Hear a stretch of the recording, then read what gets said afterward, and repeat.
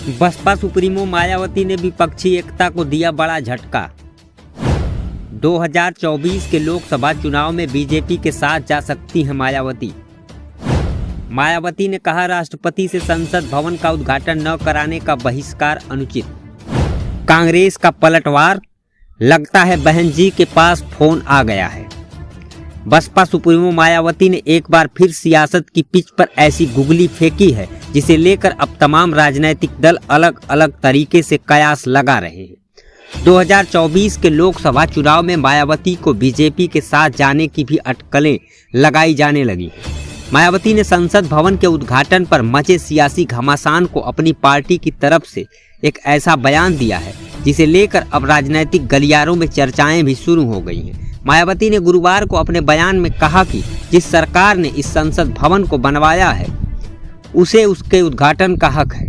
उन्होंने कहा कि उनकी पार्टी देश व जनहित के मुद्दों पर हमेशा दलगत राजनीति से उठकर समर्थन करती है। 28 मई को होने वाले संसद भवन के उद्घाटन को भी पार्टी इसी दलगत राजनीतिक नजरिए से ऊपर उठते हुए न सिर्फ इसका स्वागत करती है बल्कि भाजपा की सरकार की ओर से बनाए गए इस नए संसद भवन के उद्घाटन समारोह में प्रधानमंत्री मोदी के द्वारा किए जाने का स्वागत करती है। लेकिन अपनी व्यस्तता के चलते मायावती ने इस कार्यक्रम में शिरकत न करने का भी जिक्र किया।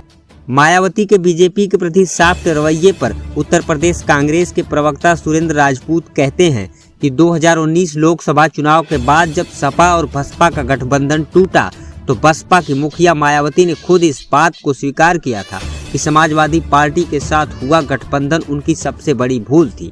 इस दौरान मायावती ने यह भी कहा कि अगर समाजवादी पार्टी को हराने के लिए उनको भारतीय जनता पार्टी का साथ देना पड़े तो वो साथ देंगी। राजपूत कहते हैं कि अगर मायावती ने आज यह कहकर भारतीय जनता पार्टी का साथ दिया है तो इसमें गलत कुछ ही नहीं है, क्योंकि बहुजन समाज पार्टी और भारतीय जनता पार्टी दोनों एक ही हैं।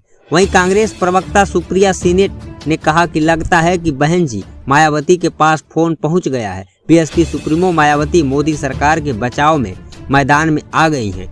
यूपी में गठबंधन की तस्वीर थोड़ी और साफ हुई। वहीं कांग्रेस प्रवक्ता पवन खेड़ा ने कहा कि द्रौपदी मुर्मू के खिलाफ चुनाव लड़ना दूसरी बात है। एक बार जब राष्ट्रपति बन गई तो उनका सम्मान हम सबकी जिम्मेदारी है। हम सरकार को राजधर्म की याद दिला रहे हैं। इस खबर में इतना ही। इस मामले पर आप क्या सोचते हैं? अपनी राय कमेंट में जरूर बताएं।